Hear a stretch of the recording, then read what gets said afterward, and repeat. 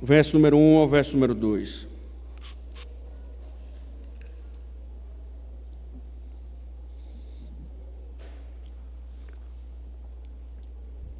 Diz o seguinte: não repreenda um homem mais velho, pelo contrário, exorte-o como você faria com seu pai. Trate os mais jovens como irmãos, as mulheres mais velhas como mães, e as mais jovens como irmãs, com toda a pureza. Senhor, nós louvamos o Teu nome, Senhor, por este dia de adoração, e em nome de Cristo, Senhor, aquele que vive e reina para todo sempre, clamamos que a Tua bondade possa nos cercar, ó Deus, para a glória do Teu nome, que o Senhor possa, com a Tua palavra, Senhor, falar aos nossos corações, possa nos dirigir, Senhor, diante das Tuas verdades. Ó Deus, destrói a nossa incredulidade, Senhor, a nossa surdez, e abre, Senhor, o entendimento do Teu povo, em nome de Cristo. Amém. Poder sentar, irmãos. Nós chegamos no capítulo 5, da primeira epístola de Paulo a Timóteo, ou seja, em breve nós estaremos terminando aqui as exposições, e nós não temos dúvida, conforme nós já estamos observando desde quando iniciamos, é que um dos problemas pontuais, centrais talvez, da epístola de Paulo a Timóteo seja a questão das heresias. As heresias, elas já estavam fazendo estragos.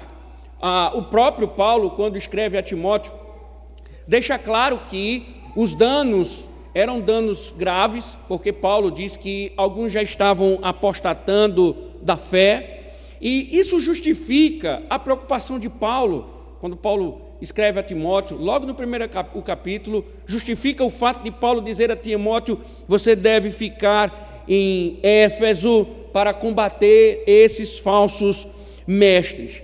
E no capítulo 4, se isso ficou evidente, logo no capítulo 1, que o problema era as heresias, enfatizado no capítulo 4, você observou como foi importante o capítulo 4 dentro dessa estrutura em que Paulo vem tratando sobre o erro teológico presente na igreja de Éfeso.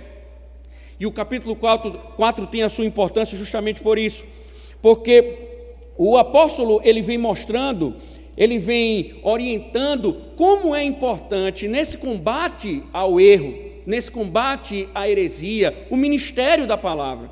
Então, o capítulo 4, embora no início enfatize a questão da heresia, os problemas da heresia, os danos que a heresia estavam causando, Paulo mostra a Timóteo a importância do ministério da palavra, a importância de Timóteo como ministro, e Paulo chega a dizer que ele não pode ser negligente com isso. Paulo diz que ele deve ser dedicado, ele deve viver para ensinar, instruir, ou seja, Paulo deixa claro a importância de Timóteo como ministro, da dedicação, da leitura, do conhecimento, da leitura pública das Escrituras, da exortação, do ensino. Paulo mostra a Timóteo a importância do ministério da palavra e que isso era vital para a igreja. A igreja só conseguiria ser preservada, guardada, se o ministério da palavra estivesse fielmente sendo aplicado à igreja. E isso ficou claro para nós no capítulo 4. Assim como Paulo diz também a Timóteo: viva a vida de piedade, dedique-se ao ministério, mas também lute, exercita-te na piedade, viva uma vida piedosa, para que a tua vida não venha a afetar o ministério da palavra.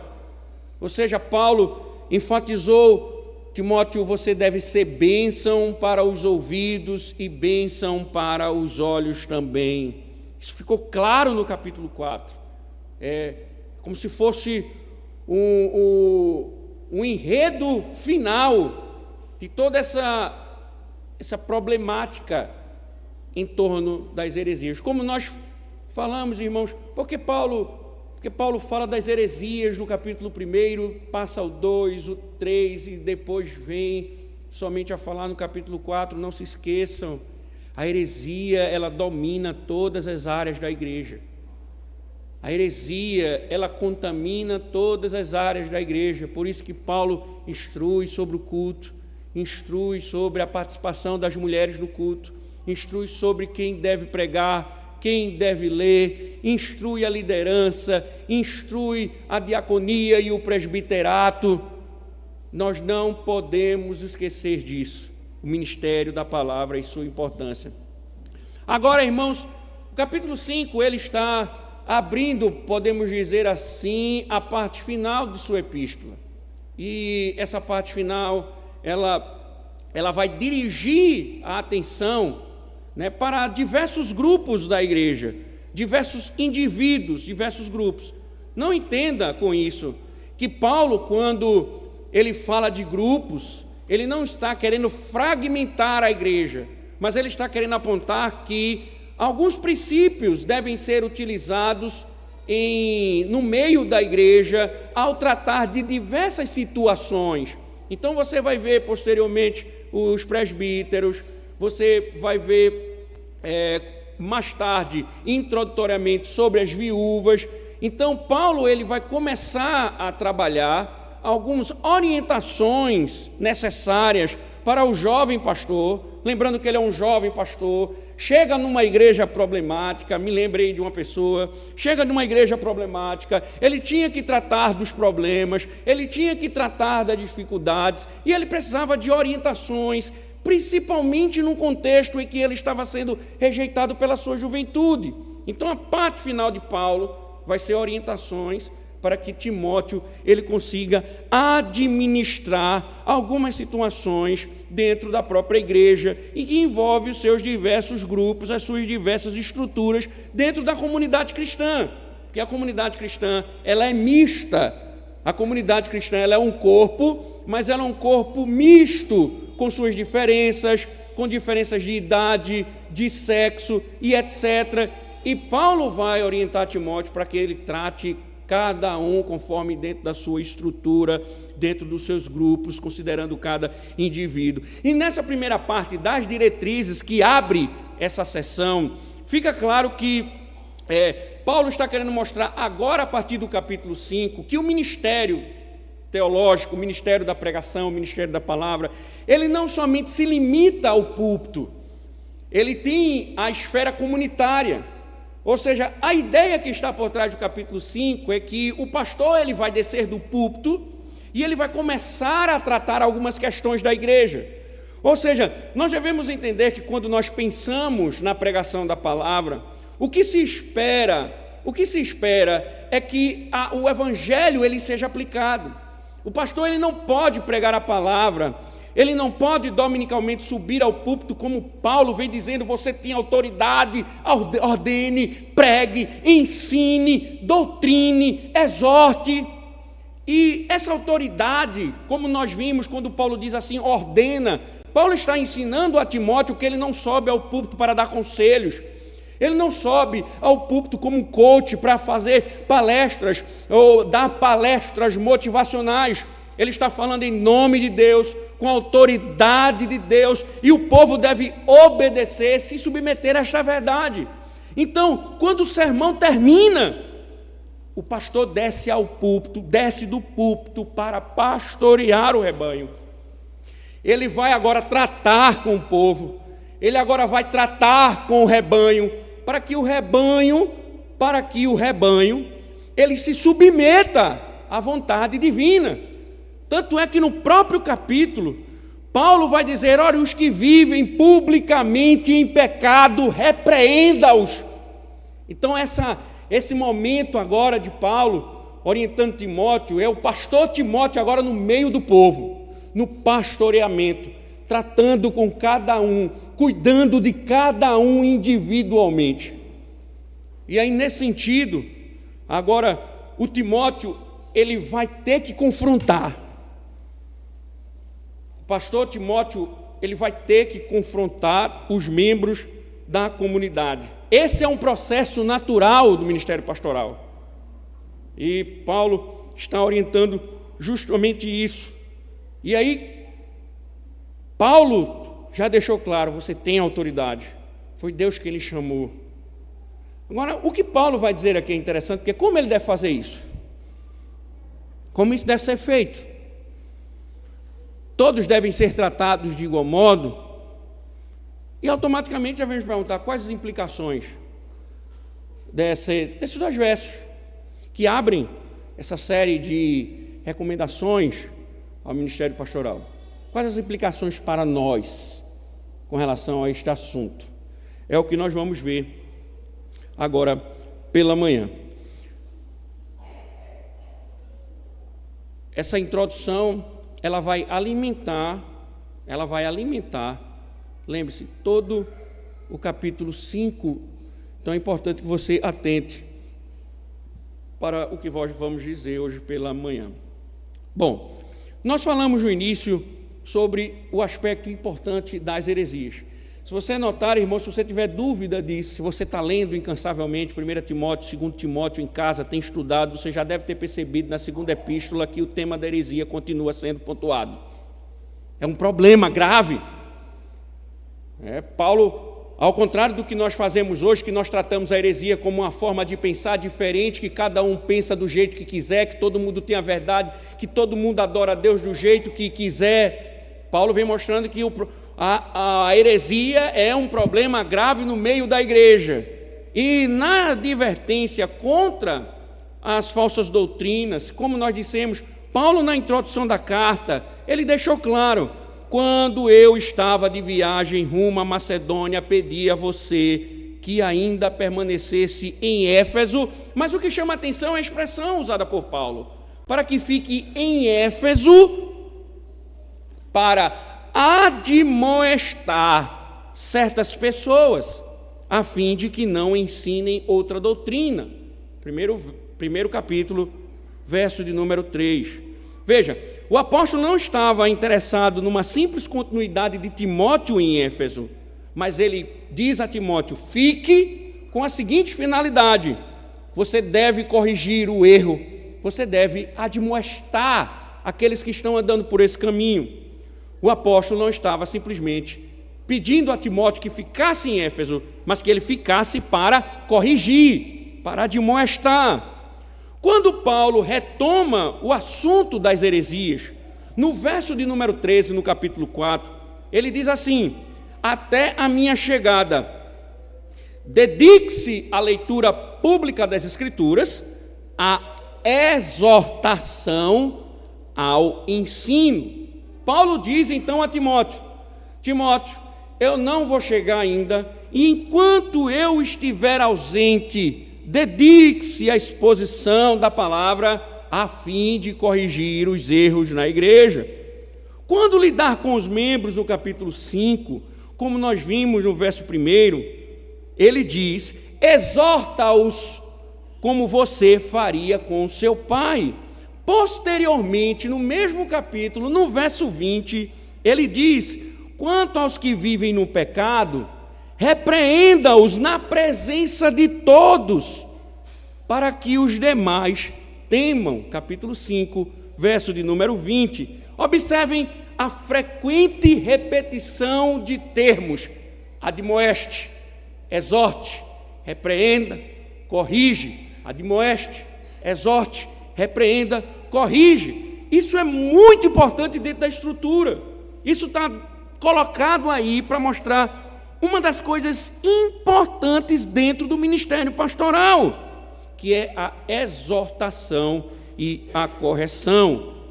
Melhor dizendo, como nós chamamos na área de aconselhamento, confrontação. Faz parte do ministério pastoral não deixar que aqueles que estão pecando continuem pecando em paz. Você não pode, o que Paulo está dizendo é que um pastor, o ministro do evangelho, ele não pode deixar que alguém permaneça pecando de forma intocável. É função do ministério pastoral interferir, tratar aqueles que estão vivendo em pecado. Ora, irmãos, devemos imaginar por que isso importa. Seria um grave erro dos presbíteros deixar que vocês permaneçam intocáveis nos seus pecados.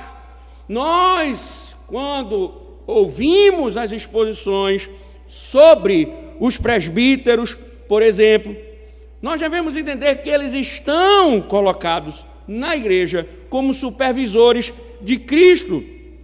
E isso se torna, em figura, alguém que é uma figura paterna, um pai espiritualmente. E aí imaginem, um pai que se omite, um pai que vê o seu filho caminhando para o abismo, qual pai não vai de encontro para socorrê-lo? Então, qual presbítero, qual pai espiritual, que é o olho de Cristo, não vai agir quando se está vivendo em pecado? O problema, irmãos, é que há muita gente que quer viver no seio da igreja, mas ele quer viver no seio da igreja, vivendo a vida que ele vem vivendo, mas ele não quer ser tratado nos seus pecados. Ele quer permanecer intocável, ele quer andar nos seus caminhos, ele quer fazer o que ele faz, ele quer conduzir a vida do jeito que ele conduz, mas ele não quer permitir que alguém vá, aponte o dedo, denuncie, trate e confronte. Ele quer continuar nos seus pecados. O que acontece então? Muitas vezes, quando o pastor começa a pregar o evangelho, não foi isso que aconteceu nesta igreja, quando começamos a pregar o evangelho, quando começamos a anunciar o evangelho, quando começamos a proclamar o reino de Deus, os pecados começaram a ficar evidentes e muitos não trataram os seus pecados e foram embora com os seus pecados e continuam com os seus pecados. Paulo está dizendo que uma das funções do ministério da palavra é tratar os pecados. Não importa se a pessoa goste, se o outro desdenhe, despreza, se ira, que vá embora.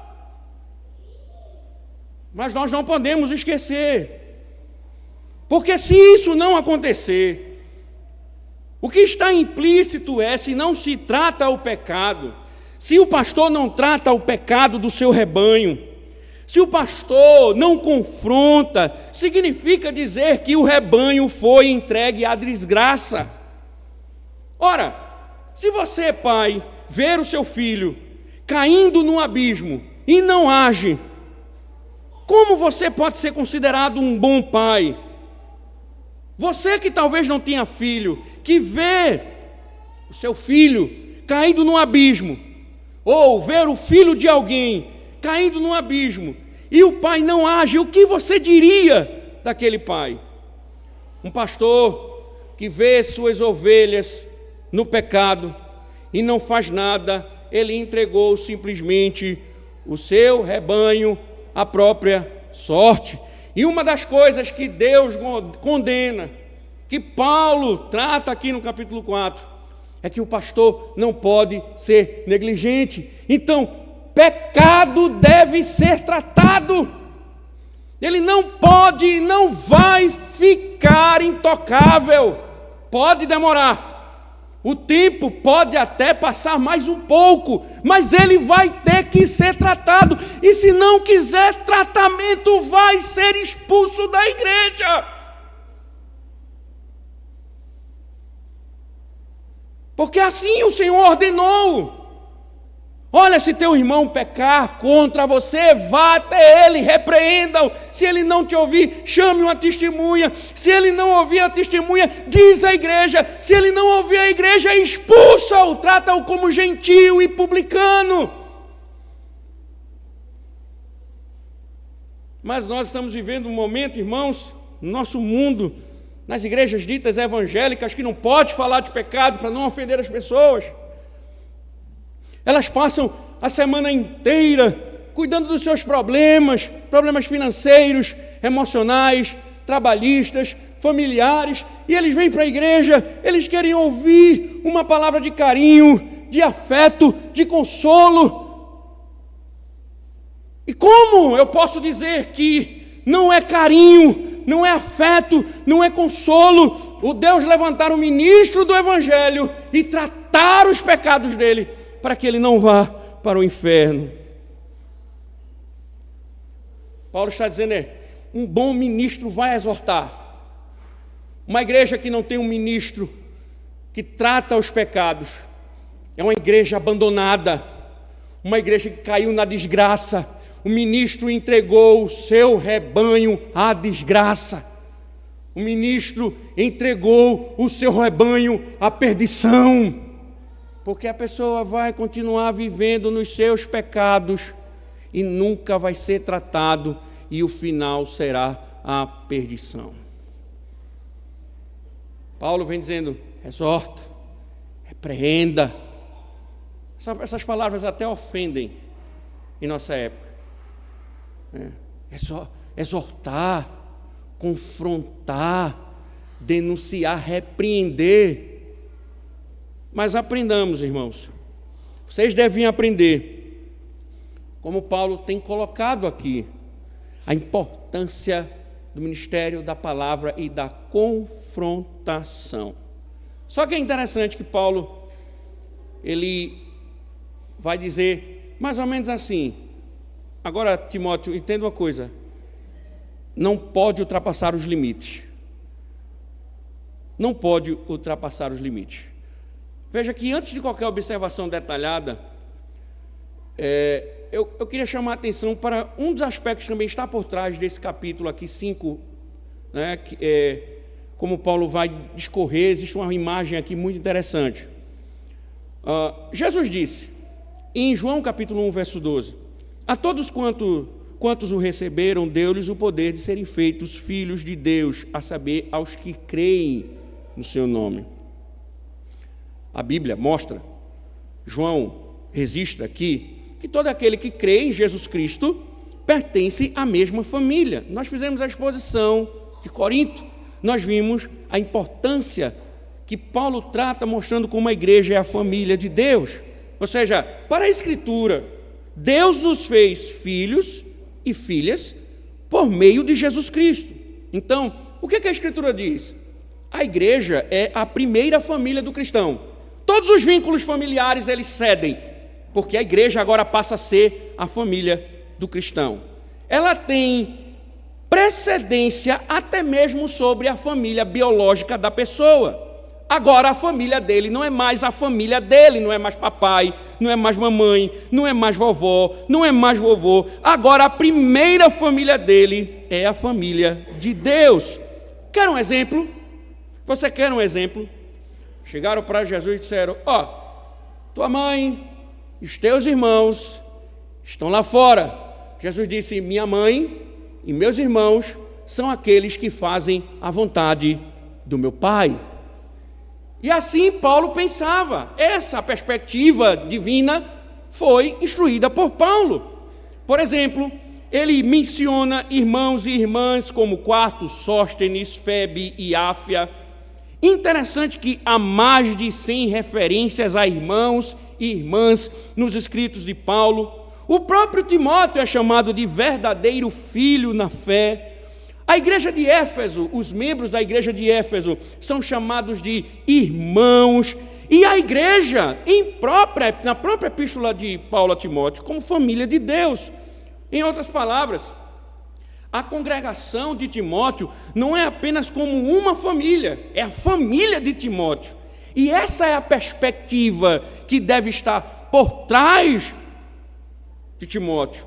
É aquela que deve dirigir a Timóteo, e aí isso nos ajuda a entender melhor o texto, porque Timóteo deveria exortar a igreja sem perder de vista esse princípio que ele estava tratando com sua família. Por quê? Paulo acabara de falar que ele tinha autoridade, que ele deveria ordenar, que ele deveria exortar, que ele deveria ensinar. Então ele poderia usar a sua autoridade de forma errada. E aí Paulo vai mostrar que ele não pode perder essa perspectiva de família por trás desse processo de pastoreamento. E aí ele começa com os mais velhos. Prestem atenção, é muito interessante esse texto. Quando eu li a primeira vez, eu disse assim, o que é que eu vou falar desse texto? Mas é muito interessante, porque ele começa justamente com os mais velhos. Paulo diz que eles não devem ser, se você observar, ele diz, não repreenda um homem mais velho. Pelo contrário, exorta-o como você faria com seu pai. Parece um choque a princípio, porque, veja, não repreenda, mas exorta-o. Como funciona isso dentro da estrutura do texto? Como é que a gente pode analisar? Então, vamos começar. O que Paulo está dizendo, óbvio, com uma leitura breve do texto, simplória do texto, eles não devem ser repreendidos, mas exortados como um pai. E aí parece que, a princípio, os mais velhos eles estão sendo privados das exortações, das repreensões. Mas observe que Paulo não disse, em outras vezes, como nós citamos, que era necessário que Timóteo repreendesse. Por que então agora Timóteo está sendo orientado por Paulo a não repreender o mais velho? Parece uma contradição, mas não há nenhuma contradição. E muito menos Paulo está privando os idosos de exortações e de repreensões. Nós precisamos entender que o verbo repreender aqui usado por Paulo, ele literalmente significa atacar. Não ataque o mais velho, não ataque o mais idoso. A palavra traz uma ênfase de uma agressão pecaminosa, de um ataque não ao pecado, mas à pessoa. Traz a ideia de xingar pecaminosamente, de agir com o coração movido por ira, com a intenção não de salvar a alma, mas de destruir a pessoa, a dignidade da pessoa, manchar a imagem da pessoa. Não é uma repreensão, é um ataque impiedosa contra um indivíduo. É como se ele já tem um pressuposto contra a pessoa, e essa pessoa cometeu um pecado, ele agora diz, pronto, agora eu vou acabar com a vida dele. Agora eu vou acabar com o ministério dele. E aí a pessoa começa a se utilizar do pecado para atacar a pessoa. É agir de forma carnal, com insultos pecaminosos, raiva pecaminosa, agressividade. Nesse caso, irmãos, os homens mais velhos ou de idade avançada, diz Paulo, devem ser tratados com respeito, não de forma pecaminosa. É esse o grande contexto, a grande estrutura. Tanto é que o verbo exortado, ou exortar, usado por Paulo, no original significa chame ele à parte, trate com ele à parte, estimule, console, exorte, rogue, admoeste. Não seja pecaminoso, irado, atacando, mas vá tratar a alma dele. Busque tratar a alma dele com respeito. E aí Paulo usa a figura. Como é que você trata seu pai mais velho? Quando ele está em pecado, você xinga ele, você diz coisas com ele, você maltrata ele. Não, você exorta o seu pai com respeito. Paulo diz, faça isso com os mais idosos, respeitando os mais velhos. E aí, irmãos, voltando, que quando você lê o texto a princípio, você pode dizer assim, tá vendo, os mais velhos são privilegiados. Só que essa mesma temática, ela alimenta as outras. Essa mesma temática vai alimentar os outros grupos que Paulo vai tratar. Então, nós não devemos pensar que o que Paulo está dizendo se aplica somente aos idosos, mas vai se aplicar a toda a igreja. O texto, inclusive, pode ser lido assim: não repreenda uma pessoa, ou não repreenda umas jovens. Aí você diz assim, trate os mais jovens como irmãos, não repreenda, ou seja, não ataque, mas trate as mulheres mais velhas como mães, não ataquem os jovens, mas tratem eles como irmãs, com toda a pureza. Isso vai alimentar todo o texto. E aí, irmãos, numa família ordenada, Paulo está dizendo que as pessoas elas devem ser tratadas sim conforme seu gênero e conforme a sua idade. As Escrituras dizem isso.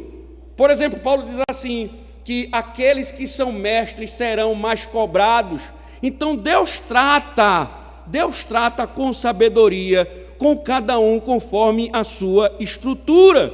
E aí ele diz, não repreenda ao homem ou repreendas ao homem idoso, mas exorta-o como pai, aos moços como a irmãos, a mulheres idosas como a mães, a moças como a irmãs, com toda a pureza. E aí, irmãos, no pastoreamento, Timóteo não deveria enxergar as pessoas simplesmente como pessoas, mas membros de sua família e tratar cada um dentro da sua esfera, com todo o respeito. Paulo, aqui, irmãos, está conservando um equilíbrio formidável, porque, de um lado, Paulo não está querendo que Timóteo poupe as pessoas de maior idade. Não é isso, que elas escapem ilesas com os seus pecados. Ninguém pode pensar, irmãos, que está isento da confrontação.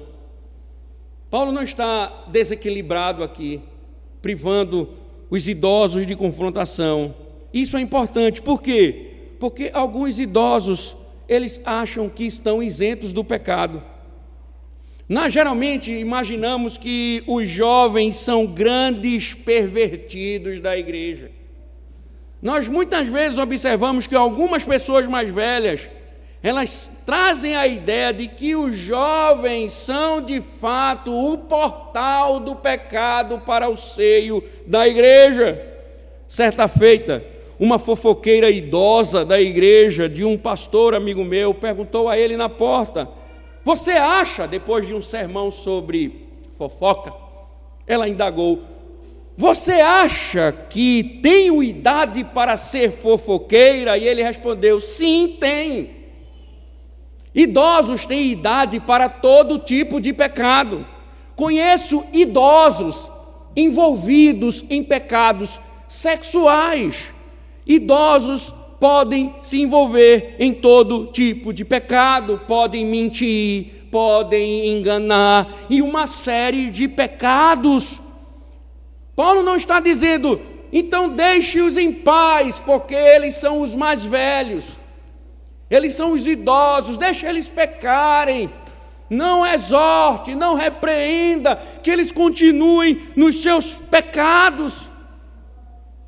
Não, pelo contrário, cada membro da família deve ser tratado, Paulo está dizendo, mas da maneira correta. Trate, mas demonstre respeito. E aí é importante, irmãos, porque Paulo está apresentando um princípio interessantíssimo, que vai além do cultural. É da vontade de Deus que se respeite os mais velhos, até o pastor, se é jovem. Paulo está dizendo, trate os idosos com respeito. A cultura pode mudar a forma, mas não pode anular o respeito. Os mais velhos devem ser respeitados.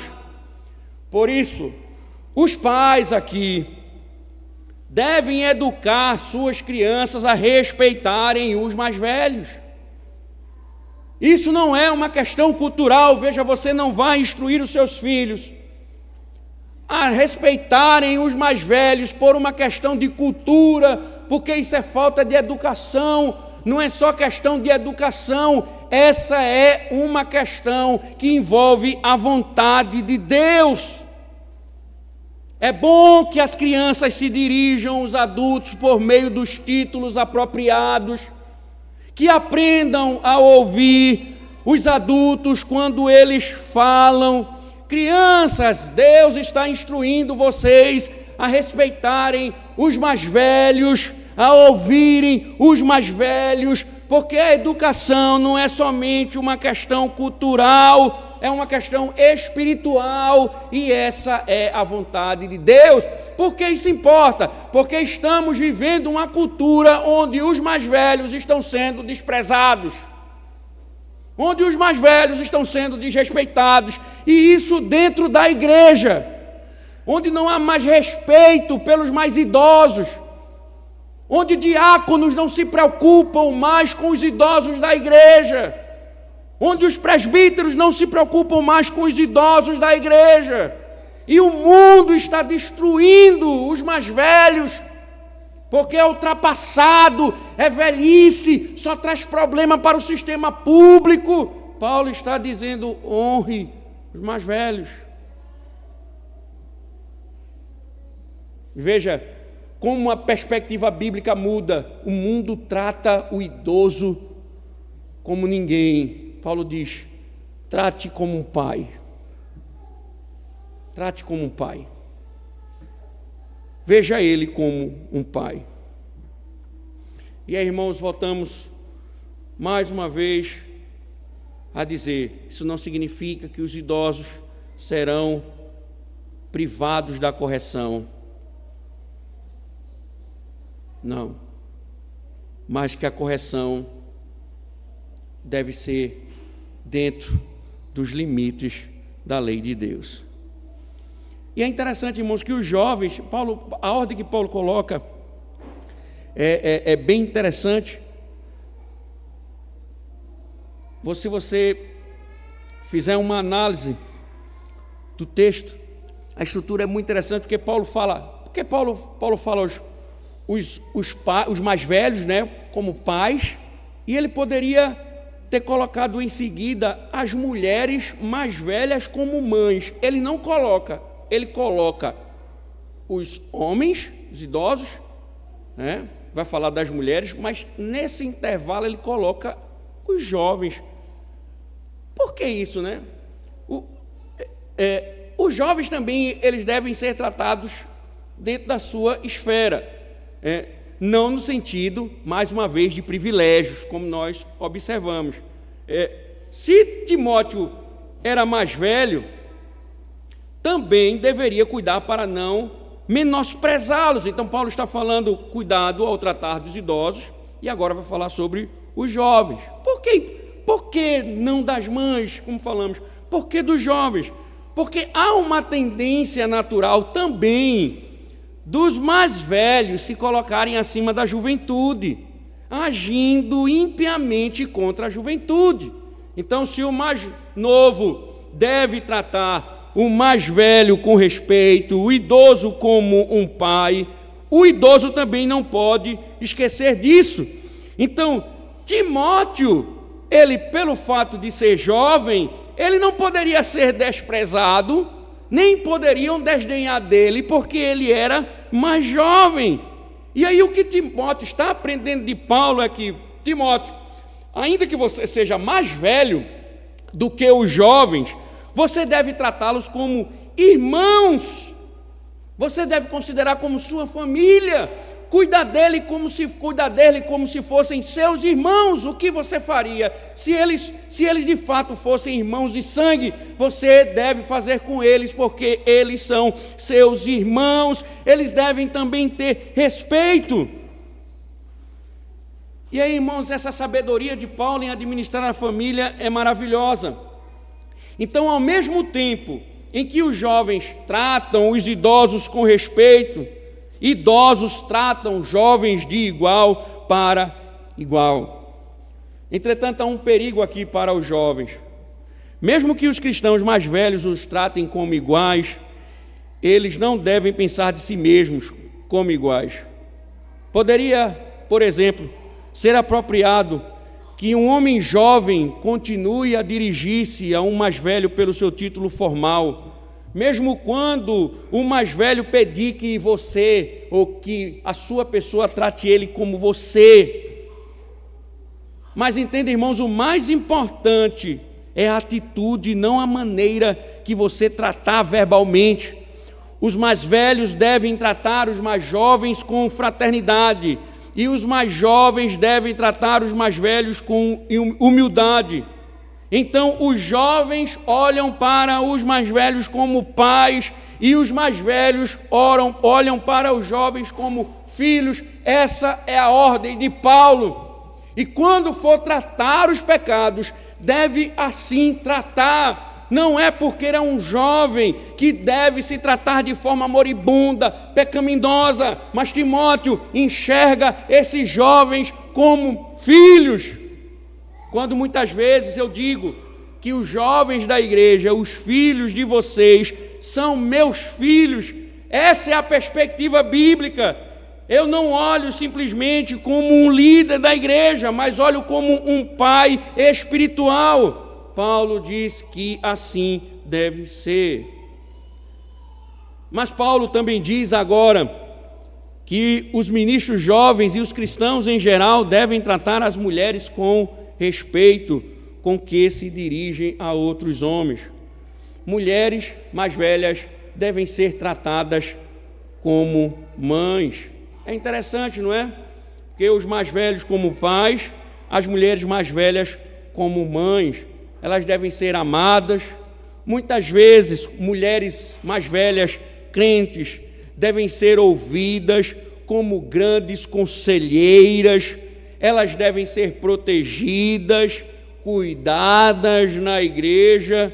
É interessante que há um exemplo na história, próprio Paulo, quando escreveu a sua epístola aos Romanos, ele saúda Rufo e chama Rufo de eleito no Senhor, e igualmente a sua mãe. Paulo diz que tem sido mãe para mim, Rufo. Eu te saúdo, eleito, porque a sua mãe tem sido mãe para mim. Podemos tornar ainda um exemplo mais contemporâneo. C.S. Lewis, ele cuidou da mãe do seu amigo Paddy Moore. Os dois homens haviam servido junto na Primeira Guerra Mundial. E Lewis disse: olhe, se você morrer, eu vou cuidar da sua mãe. Caso você morra em combate, eu cuidarei da sua mãe. Ele foi morto durante a guerra e C.S. Lewis cumpriu sua promessa. Relatos dizem que ela era muito difícil, mas Lewis cumpriu com sua promessa, cuidou da mãe como se fosse a sua própria mãe. Paulo está dizendo: Timóteo, não olhe para as mulheres mais velhas de forma impiedosa, de forma pecaminosa. Trate as mulheres mais velhas como se fosse sua mãe. Veja que princípio importantíssimo na revelação divina. Paulo vem orientando Timóteo como tratar individualmente cada área conforme sexo e idade. E aí é interessante que, por fim, para completar o retrato da família, Paulo diz: as mais jovens devem ser tratadas como irmãs. Na família de Deus, homens e mulheres devem demonstrar afeição fraternal entre si, o tipo de afeto que o irmão mais velho deve sentir por sua irmã mais nova. O pastor olha para uma jovem, uma adolescente, como se ela fosse sua irmã mais nova. Mas observe que Paulo diz: cuidado, que isso tem que ser com toda a pureza. Por mais que um irmão, porque qual é a imagem aqui de Paulo? É natural que o irmão mais velho tenha afeto pela irmã mais nova. É natural que ele cuide da mais nova, que ele proteja da mais nova, que ele tenha um cuidado extremo com a mais nova. É isso que se espera. Mas Paulo está dizendo: por mais íntimo que seja o relacionamento entre irmãos, nada pode se tornar impróprio. Ou seja, cuidado com a questão imoral. Timóteo, trate a mais jovem como sua irmã. Agora, cuidado para você não desacreditar do seu compromisso com Cristo por causa de um relacionamento impróprio com sua irmã. Você deve se relacionar, cuidar, tratar como jovem, mas você tem que entender a sua pureza.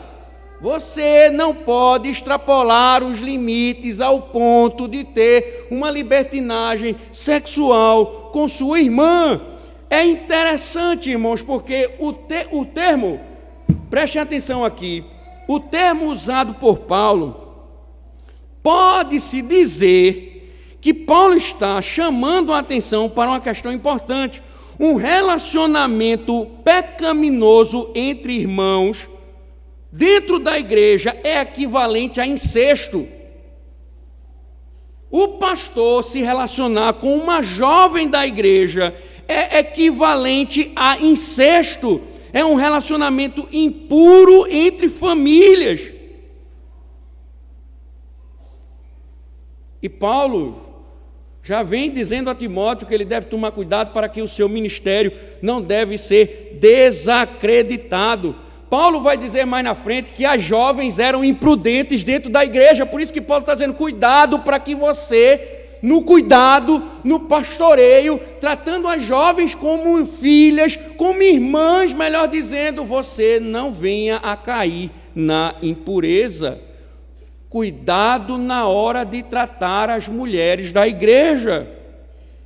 E uma boa maneira, irmãos, de um ministro, e de você também, homem, de preservar sua pureza, é você entender o risco que é todo esse processo. Você deve evitar conversar a sós com mulheres. Evidentemente, um ministro não pode, um pastor, é estranho um pastor estar conversando com mulheres que não seja sua esposa, sozinho, recebendo carona sozinho.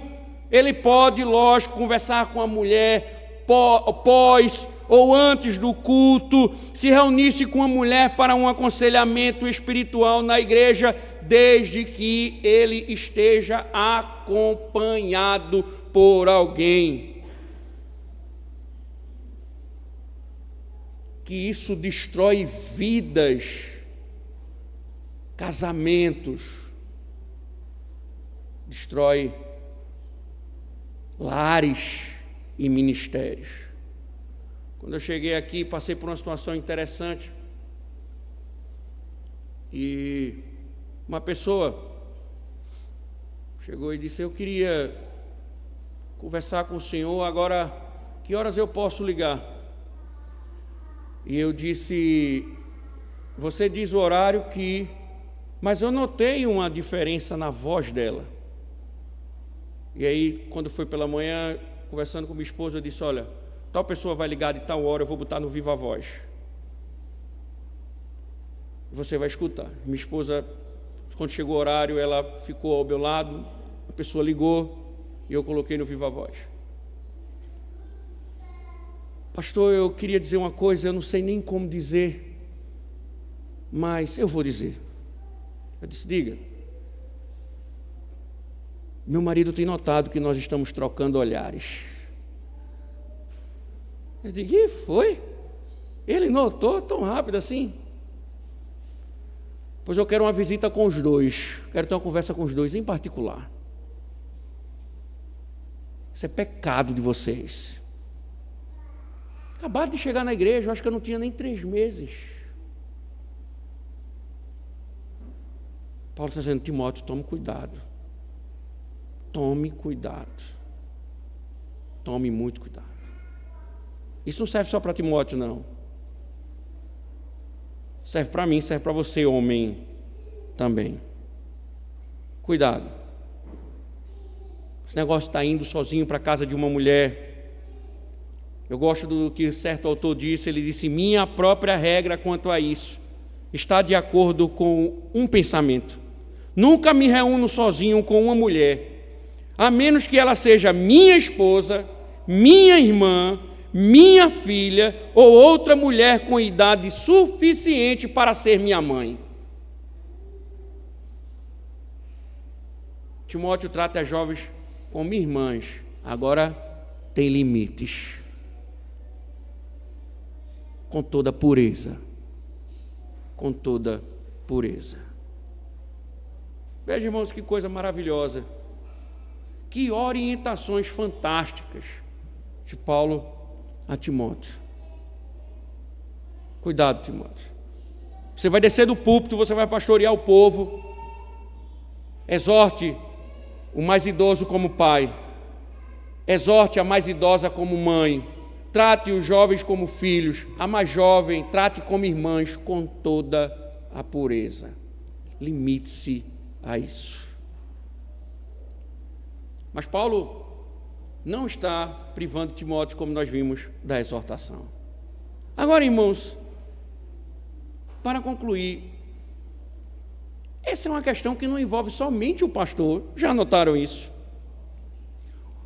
Em outras epístolas, a exortação, óbvio, o pastor ele tem um papel fundamental, é prerrogativa dele, o ministério da palavra e a exortação. Ele não pode se esquivar de confrontar. E nós devemos louvar a Deus. Por quê? Porque um ministro nunca vai deixar suas ovelhas pecarem em paz.